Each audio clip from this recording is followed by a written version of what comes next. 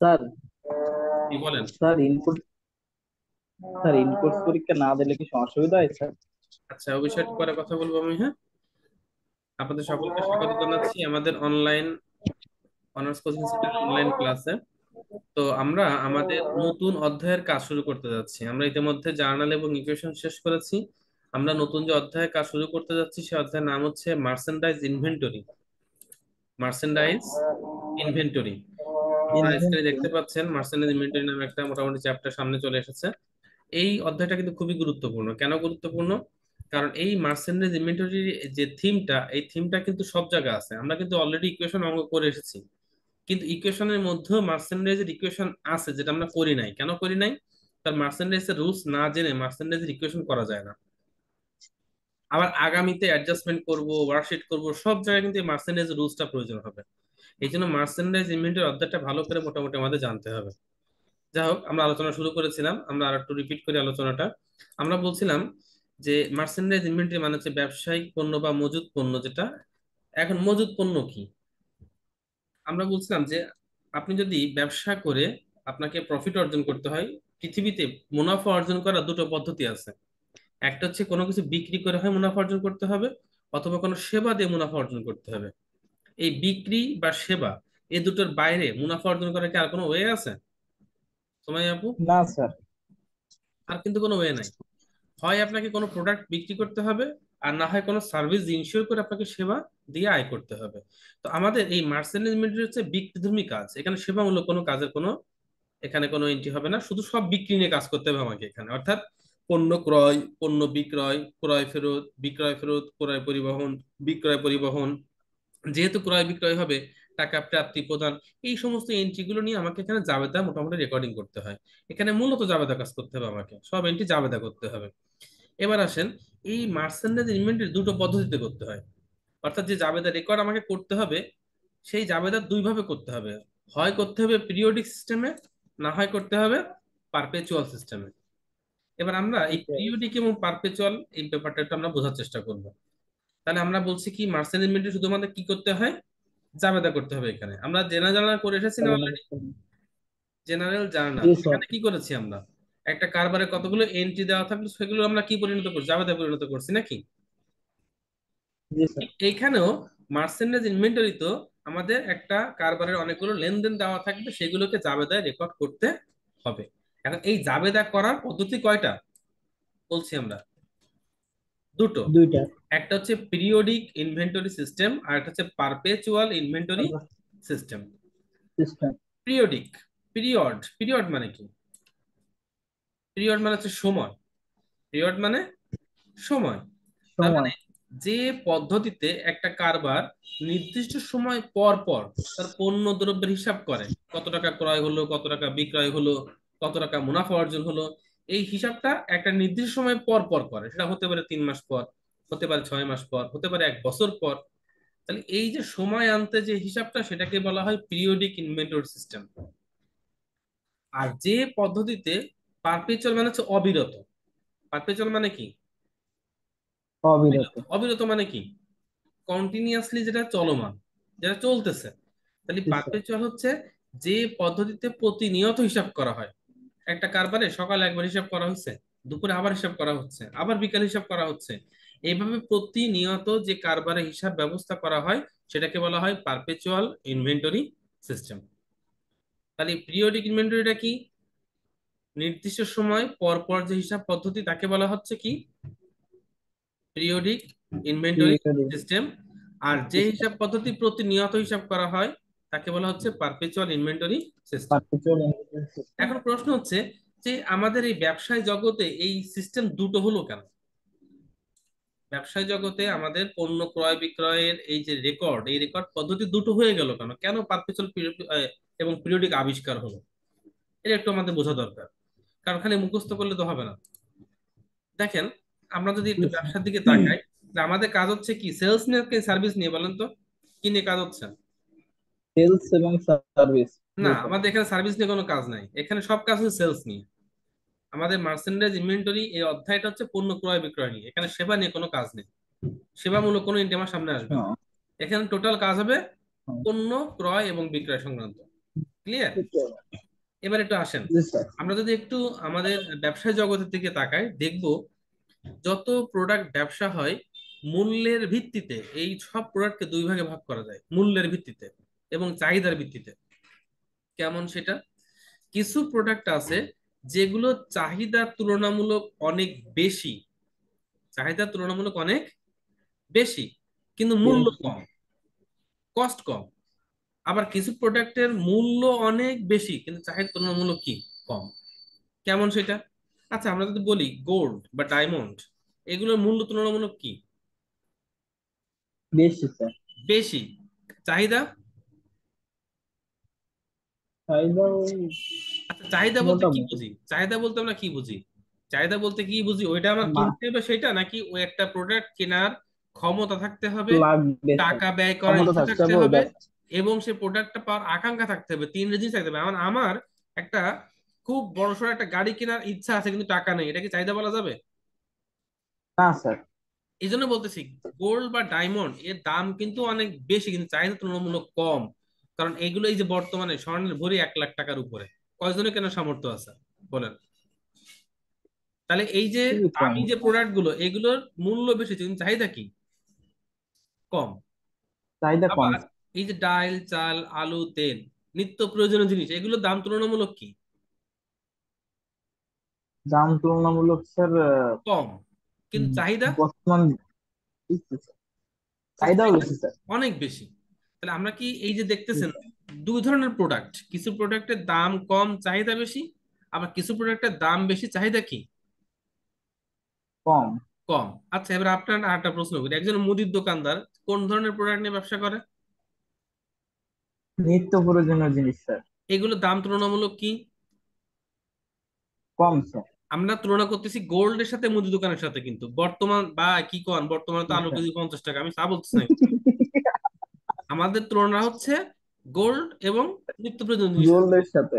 হ্যাঁ, তাহলে আমাদের জি যে স্যার। মুদির দোকানদারের যে প্রোডাক্ট তার দাম তুলনামূলক কি, কম স্যার। চাহিদা অনেক অনেক বেশি স্যার। অনেক বেশি। আচ্ছা একজন মুদির দোকানদারের পক্ষে প্রত্যেক দিন দোকান খোলার সময় কয় টাকা চাল ডাল তেল আলু আছে হিসাব করে ব্যবসা শুরু করবে, আবার প্রতিদিন যাওয়ার সময় বন্ধ করার সময় হিসাব করবে, এটা সম্ভব? এটা না স্যার, কখনো সম্ভব। কখনো কিন্তু সম্ভব না। অর্থাৎ যেসব প্রোডাক্টের চাহিদা অনেক বেশি, লেনদেনের পরিমাণ অনেক বেশি, তারা কিন্তু হিসাব প্রতিদিন করতে পারে না। তাদেরকে একটা নির্দিষ্ট সময় পর পর যে হিসাব করতে হয়, সেটা হতে পারে 3 মাস পরে বা 6 মাস পরে বা 1 বছর পরে। আবার একজন স্বর্ণ জি ব্যবসায়ীর কথা চিন্তা করেন, একজন স্বর্ণ ব্যবসায়ীর প্রোডাক্টের দাম তুলনামূলক বেশি কিন্তু প্রতিদিন লেনদেনের পরিমাণটা কি, বেশি না কম? কম স্যার। লেনদেনের পরিমাণ অনেক কম, এমনও অনেক দিন আছে কোনো বেচা কিনাই নেই, আছে কিনা? জি স্যার। তো তার পক্ষে প্রত্যেকদিন হিসাব করা কি সহজ না কঠিন? সহজ স্যার। তাহলে দেখেন, আপনারা কিন্তু বলে দিচ্ছেন, তাহলে একটা ব্যবসা আছে যেখানে আমাদের একটা নির্দিষ্ট সময় পর পর হিসাব করা হয়, সেক্ষেত্রে কোন পদ্ধতি মেনটেন করা হয়? Periodic inventory system. আরেকটা পদ্ধতিতে ব্যবসায়ীরা প্রতিনিয়ত হিসাব করে, সেক্ষেত্রে কোন পদ্ধতি মেনটেন করা হয়? Perpetual inventory perpetual system sir. Inventory system. প্রতিনিয়ত কেন হিসাব করা হয়? এই যে গোল্ড বা ডায়মন্ড, যদি ইনারা প্রতিদিন হিসাব না করেন, সামান্য একটু হারায় গেলে বা খোয়া হয়ে গেলে বা ক্ষতি হলে কিন্তু অনেক বড় একটা লস হয়ে যায় নাকি, দাম যেহেতু বেশি। জি স্যার। এই জন্য তারা প্রতিদিন হিসাব জি করে স্যার। যে কয় টাকা ছিল, কয় টাকা থাকলো, কয় টাকা রেখে যাচ্ছি, প্রতিনিয়ত তারা হিসাব করতে থাকে। তাহলে দেখেন কেন এই দুটো পদ্ধতি আমাদের ব্যবসা জগতে আসলো, ব্যাপারটাকে বুঝতে পারছেন? জি স্যার। তাহলে যে প্রোডাক্টের দাম তুলনামূলক কি, কম, চাহিদা এবং প্রতিদিন লেনদেনের পরিমাণ অনেক বেশি, সেই ধরনের ব্যবসায়ীরা কোন ধরনের পদ্ধতি মেনটেন করে মজুত পণ্যের ক্ষেত্রে? POD. Periodic POD. Inventory system. আর যেসব প্রোডাক্টের দাম তুলনামূলক অনেক বেশি, চাহিদা কম এবং প্রতিদিন লেনদেনের সংখ্যাও কম, সেই সকল ব্যবসায়ীরা কোন পদ্ধতি মেনটেন করে? Perpetual inventory system. Perpetual inventory system. এই দুটো বিষয়টা কি মোটামুটি একটু ব্রেনে ঢুকেছে? জি স্যার। আমি যদি বলতাম অনেকটাই। শুরু করলাম, এখানে পার্সেস ডেবিট, এখানে মার্চেন্ডাইজ ডেবিট, এখানে ক্যাশ ক্রেডিট, এখানে ক্যাশ, তাহলে কিন্তু বিষয়টা আপনার কাছে ক্লিয়ার হতো না কেন পার্সেস ডেবিট হচ্ছে, কেন মার্চেন্ডাইজ ডেবিট হচ্ছে। এবার আমরা জেনে ফেললাম যে আমাদের মজুত পণ্য হিসাব পদ্ধতিতে পদ্ধতি দুটো, একটা হচ্ছে পিরিয়ডিক এবং একটা হচ্ছে পারপেচুয়াল। কোন ক্ষেত্রে পিরিয়ডিক মেনটেন হয় এবং কোন ক্ষেত্রে পারপেচুয়াল মেনটেন হয়, কেন দুটো পদ্ধতি আবিষ্কার হলো তাও কিন্তু আমরা মোটামুটি রিয়েলাইজ করলাম। এখন জান। আমাদের জানতে হবে, দেখেন এখানে পারচেস, পারচেস মানে কি? ক্রয়। পারচেস মানে ক্রয়। পারচেস মানে কি জানেন না আপনারা? হ্যালো, পারচেস মানে কি জানেন? জানি স্যার, ক্রয়, নেট হ্যাঁ। Problem sir. আর সেলস মানে কি? সেলস মানে বিক্রয় স্যার। বিক্রয়। দেখেন ভালো করে খেয়াল করেন, আমরা এই পারপেচুয়াল এবং পিরিয়ডিকে ক্রয় সংক্রান্ত 5টা রুলস আলোচনা করব। কয়টা রুলস আলোচনা করব?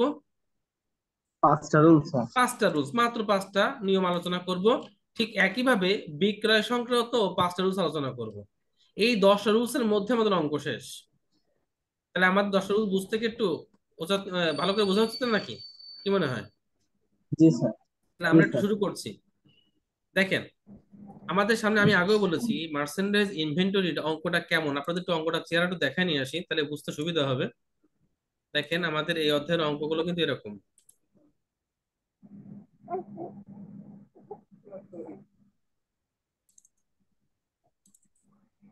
মার্চেন্ডাইজ ইনভেন্টরি,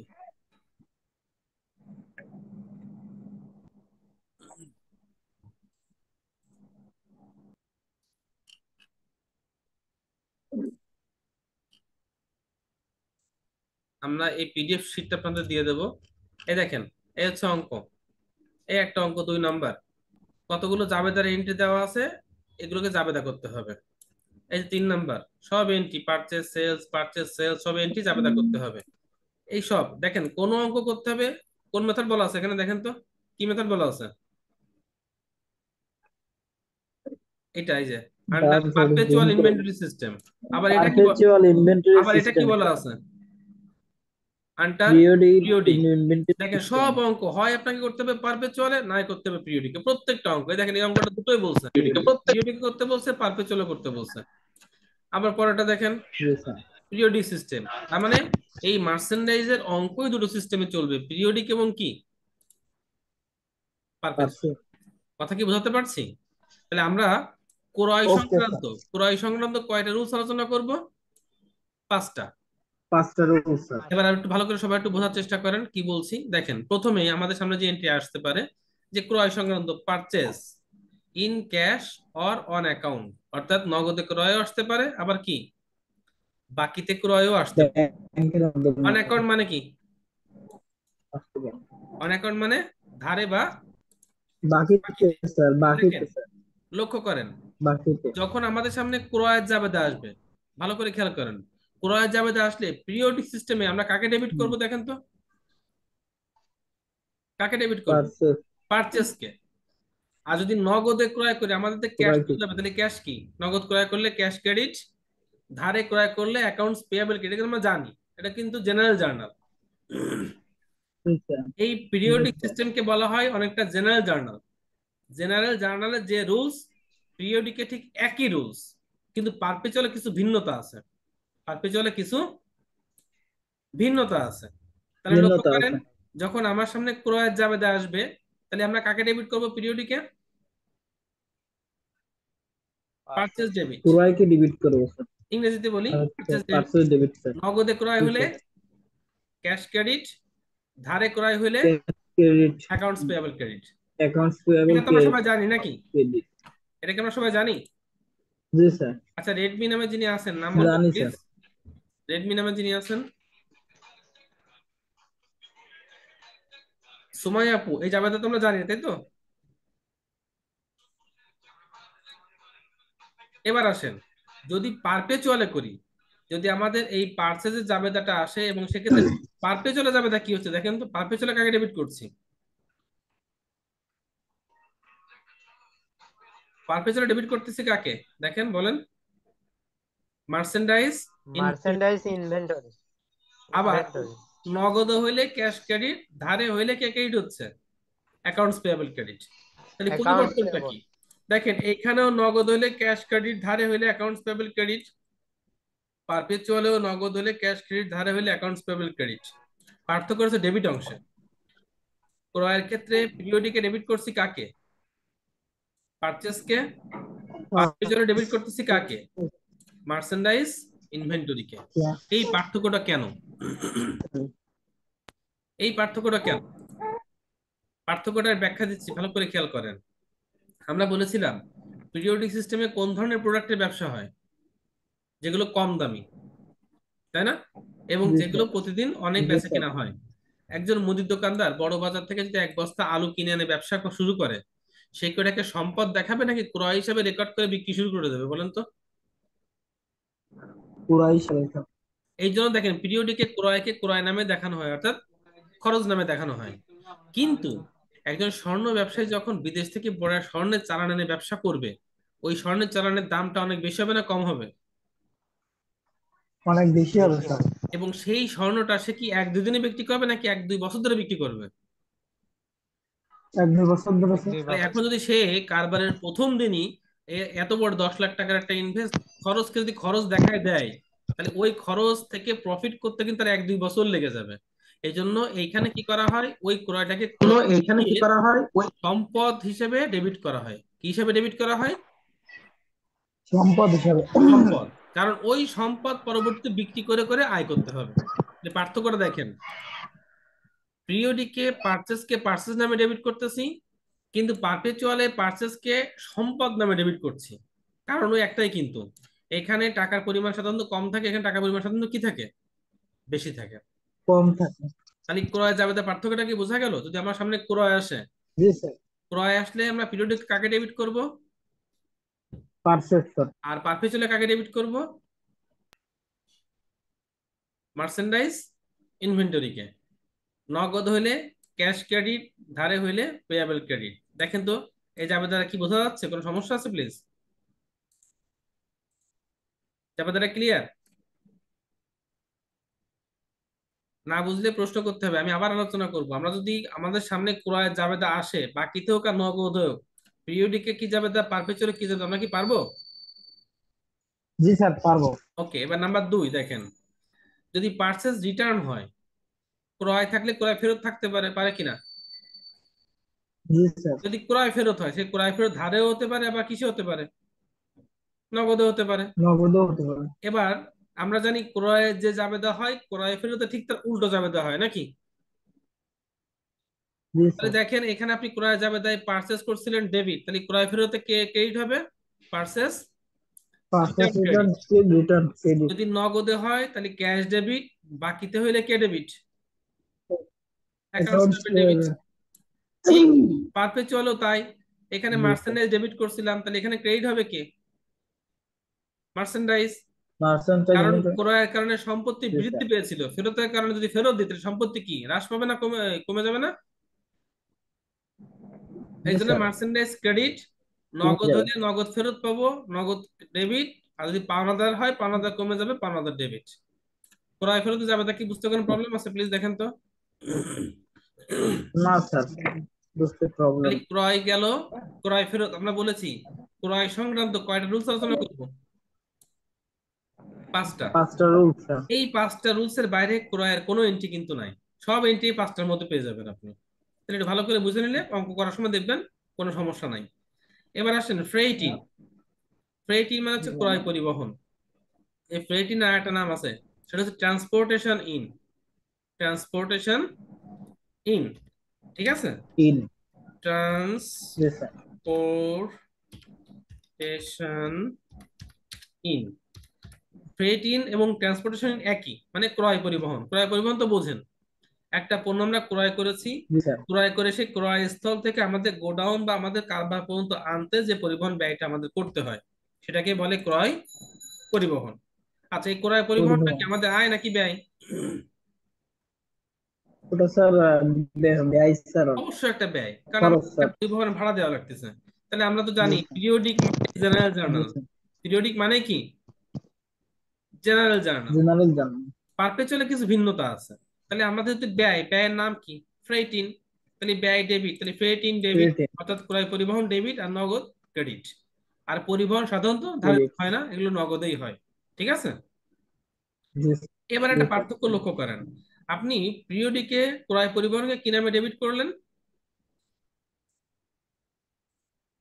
নামে ডেবিট করছে? ক্রেডিট স্যার, বা ক্রেডিট। Transportation sir. ক্রেডিট। কিন্তু জি স্যার। পারপেচুয়াল কি নামে ডেবিট আছে দেখেন তো? Percentage perpetual inventory. কি নামে ডেবিট আছে? মার্সেন্টাইজ পার্সেন্টেজ ইনভেন্টরি ইনভেন্টরি কেন? স্যার, এটা কারণ ওই হ্যাঁ, হ্যাঁ। পুরাই পরিবহন স্যার, ওই সম্পদের মানে আপনার সম্পদটা আপনার শোরুমে আসা পর্যন্ত যাবতীয় খরচ স্যার, ওইটা শুধু যোগ হবে। না, ওইটা ঠিক না। ওটা ওটা স্যার অন্য মানে ব্যাপার, ওটা সম্পাদের অন্য হিসেবে। ব্যাপার। এইখানে বিষয়টা হচ্ছে এরকম। দেখেন, এইখানে যেহেতু আমরা পণ্য ক্রয় করে সেটাকে খরচ না দেখে সম্পদ দেখাচ্ছি, তাই না? কারণ এটা দামি প্রোডাক্ট, কয়েক বছর ধরে ব্যবসা জি করতে স্যার, হবে। সম্পদ। এই জন্য এর পিছনে যে খরচগুলো থাকবে সেই খরচগুলো দ্বারা ওই সম্পদের পরিমাণে বৃদ্ধি করতে হবে। মনে করেন কথার কথা, এক বস্তা আলু বড় বড় বাজার থেকে দোকানে আনতে পরিবহন ব্যয় বেশি, নাকি বিদেশ থেকে সোনা চালান আনতে খরচ বেশি বলেন তো? শোনা ছিল নামতে খরচ বেশি স্যার। বিদেশ থেকে একটা স্বর্ণের চালান আনতে খরচ বেশি। এখন যদি সেই স্বর্ণের চালান আনতে যদি এক জি লাখ স্যার। টাকা খরচ হয়, এবং তাকে যদি আমরা পরিবহন ব্যয় দেখাই দিই, ওই ব্যয়টা কিন্তু আর রিকভার হবে না। কিন্তু ব্যয় না দেখায় যদি আমরা ওটাকে প্রোডাক্টের দামের সাথে যোগ করে দিই, তাহলে বিক্রি করলে দামটা কি উঠে আসবে না? জি স্যার, উঠে আসবে। তো এই জন্য পারপেচুয়ালে নিয়ম হচ্ছে যে পণ্য সংক্রান্ত ব্যয় হলে সেই দ্বারা পণ্যের মূল্য বৃদ্ধি করে দেখাতে হবে। কি করতে হবে? পণ্য সংক্রান্ত ব্যয় পণ্যের দ্বারা মূল্য পণ্যের বৃদ্ধি মূল্য করতে হবে। বৃদ্ধি করে দেখাতে হবে। তাহলে এই যে ক্রয় পরিবহনটা যেহেতু পণ্য সংক্রান্ত ব্যয়, এজন্য পণ্যের মূল্য বা সম্পদের মূল্য বৃদ্ধি করতে হবে। তা সম্পদের মূল্য বৃদ্ধি, সম্পদ কি হবে? ডেবিট। আর আমাদের নগদ সম্পদ চলে স্যার যাচ্ছে ডেবিট হবে নগদ স্যার। ক্রেডিট। তাহলে ভিন্নতা দেখেন, ক্রয় পরিবহনের ক্ষেত্রে পিরিয়ডিকে ডেবিট হচ্ছে ফ্রেইট ইন ডেবিট, কিন্তু পারপেচুয়ালে কে ডেবিট হচ্ছে? In merchandise percentage inventory. Inventory debit. আর উভয় ক্ষেত্রেই ক্যাশ ইনভেন্টরি। ক্রেডিট। উভয় ক্ষেত্রে ক্রেডিট। ক্যাশ কি? ক্রেডিট। ক্রেডিট। ব্যাপারটা ক্লিয়ার? আচ্ছা, জি স্যার। এবার দুটো ঘটনা ঘটবে। যেহেতু আমরা এই ক্রয় করছি, যদি মনে ধরে নেন এই ক্রয়টা আমরা বাকিতে করছি। কিসে করেছি? জি স্যার। বাকিতে বা ধারে। বাকিতে স্যার। এবার এই মার্চেন্ডাইজের ক্ষেত্রে টাকা পরিশোধের জন্য টার্মস দেওয়া থাকে। টার্মস গুলো এভাবে দেওয়া থাকে এরকম, এই যে 210 N30 এরকম টার্মস দেওয়া থাকে। এই টার্মস এর মানে তো বোঝেন, আপনারা বোঝেন? টার্মস এর মানে হচ্ছে না স্যার। আমরা যে ধারে বা বাকিতে ক্রয় করেছি, যদি 10 দিনের মধ্যে টাকা পরিশোধ করতে পারি, কয় পার্সেন্ট বার্তা পাবো? দুই দুই পার্সেন্ট পাঁচ। বার্তা পাবো। যদি 10 দিনের মধ্যে পরিশোধ করতে ব্যর্থ হয়, তাহলে আগামী 30 দিনের মধ্যে টাকা অবশ্যই পরিশোধ করতে হবে, যখন আর কোনো বার্তা পাওয়া যাবে না। না। মনে করেন আমরা ধারে বা বাকিতে 1 লাখ টাকা পণ্য ক্রয় করেছি। কত টাকা পণ্য ক্রয় করেছি? 1 লাখ টাকা। 1 লাখ। এবার যার কাছ থেকে ক্রয় করলাম তারা আমাদের অফার দিয়ে দিছে। অফারটা কি? যে ভাই, আপনাকে আমরা এই 210 N30 অফার দিলাম। 210 N30 অফার দিলাম। এই এর অফারের মানে থাকে কি? মানে হচ্ছে আপনারা যদি আগামী 10 দিনের মধ্যে আমরা টাকা দিতে পারি, আমরা কয় পার্সেন্ট ছাড় পাবো? দুই দুই পার্সেন্ট পার্সেন্ট ঠিক আছে, এটাকে বাট্টা বলে। আর যদি 10 দিনের ভিতরে টাকা দিতে ব্যর্থ হয়, তাহলে মোট 30 দিনের মধ্যে টাকা দিতে হবে, যখন আর কোনো ছাড় পাওয়া যাবে না। তাহলে দেখেন, টাকা কিন্তু দুইভাবে পরিশোধ হতে পারে। এক হচ্ছে বাট্টার ভিতরে, আর একটা হচ্ছে বাট্টার কি? বাইরে। বাইরে। টাকা কয়ভাবে পরিশোধ হতে পারে? দুই ভাবে। দুই ভাবে স্যার। বাট্টার এক। ভেতরে অথবা বাট্টার কি? বাইরে। বাইরে স্যার। তাহলে এবার দেখেন, লক্ষ্য করেন 4 নাম্বার কি বলছে? Cash paid with in discount period. আমরা ক্যাশ পেইড করতেছি ডিসকাউন্ট পিরিয়ডের ভিতরে, বাট্টাকালীন সময়ের ভেতরে। মধ্য। হ্যাঁ, তাহলে দেখেন, আমরা এই যে 1 লাখ টাকা ক্রয় করেছিলাম, তাহলে 10 দিনের মধ্যে টাকা যদি পরিশোধ করি সেক্ষেত্রে কি হবে? আমরা কি ছাড় পাবো না তাহলে সেক্ষেত্রে? জি স্যার। ছাড় পাবো কিনা বলেন? 2,000 টাকা ছাড় পাওয়া। হ্যাঁ, তাহলে সেই ক্ষেত্রে যাবে দেখি, জি স্যার। দেখেন, পাওনাদার তো পরিশোধ হবে, তাহলে পাওনাদার পরিশোধ হলে পাওনাদার কি হবে? ডেবিট। ডেবিট। আমাদের কাছ থেকে নগদ চলে যাবে, তাহলে ক্যাশ কি হবে? Cash sir credit sir. Credit. আর যে ছাড় পেলাম, এই ছাড় কি আমাদের আয় না ব্যয় বলেন তো? স্যার আমাদের আই ছাড় স্যার। কিন্তু পেয়েছে, তাহলে ছাড় পেলে আয় হচ্ছে, আয় হলে আয় ক্রেডিট। সে আয়ের নাম কি? Purchase discount, purchase discount. মানে ক্রয় বার্তা। ব্যাপারটা কি বোঝাতে পেরেছি? জি। দেখেন জি পার্থক্যটা স্যার। দেখেন, যদি পারপেচুয়ালি যাবে যারা আমরা করি, এক্ষেত্রে অ্যাকাউন্টস পেবল ডেবিট, যেহেতু দায় কমে যাচ্ছে, আমাদের থেকে নগদ চলে যাচ্ছে, তাহলে ক্যাশ কি হবে? জি স্যার। ক্রেডিট। Credit sir. এবার যে ছাড়টা পেলাম সেই ছাড়টা এখানে কি নামে ক্রেডিট হবে? মার্চেন্টাইজ মার্চেন্ডাইজ ইনভেন্টরি। ইনভেন্টরি। কারণ কি? ওই যে সেই কথাটা, পণ্য সংক্রান্ত যাবতীয় ব্যয় জি স্যার, যদি আমাদের পণ্যর দাম বৃদ্ধি পাবে, আর যাবতীয় ছাড়ের জন্য পণ্যর দাম কি করতে হবে? কমাতে হবে। হ্রাস পাবে এই যে স্যার। ছাড় পেলাম, এই ছাড়ের কারণে ওই পণ্যের দাম কমায় দেখাতে হবে। কথা কি বোঝাতে পেরেছি? জি স্যার। তাহলে আমাদের জি পার্থক্যটা স্যার। দেখেন, যখন যদি আমরা বার্তাকালীন সময়ের মধ্যে টাকা পরিশোধ করতে পারি, এখানে accounts payable debit, cash credit, purchase discount credit. কিন্তু পারপেচুয়ালে accounts payable debit, cash credit, merchandise inventory credit. এই পার্থক্যটা মনে রাখতে ক্রেডিট। হবে। এটার পার্থক্যটা একটু মনে রাখতে হবে। কথা কি বোঝাতে পেরেছি? জি স্যার। ওকে। লাস্ট এন্ট্রি ক্রয় সংক্রান্ত, আজকে আলোচনা শেষ এন্ট্রি, কারণ আজকে সেলস এর আলোচনা করব না, একদিন আমার লোড হয়ে যাবে। দেখেন, জি স্যার। এটা তো বুঝলাম বাট্টাকালীন সময়ের মধ্যে। যদি বাট্টাকালীন সময়ের বাইরে হয়, অর্থাৎ এই যে 10 দিনের যদি বাইরে আমরা টাকা দিই, কোনো ছাড় কি পাবো? না স্যার, ছাড় পাবো দশ না। দিন যদি ক্রস করে যায়, কোনো ছাড় কিন্তু আর আমাকে দেবে না, তখন পুরো টাকাটা দেওয়া লাগবে নাকি?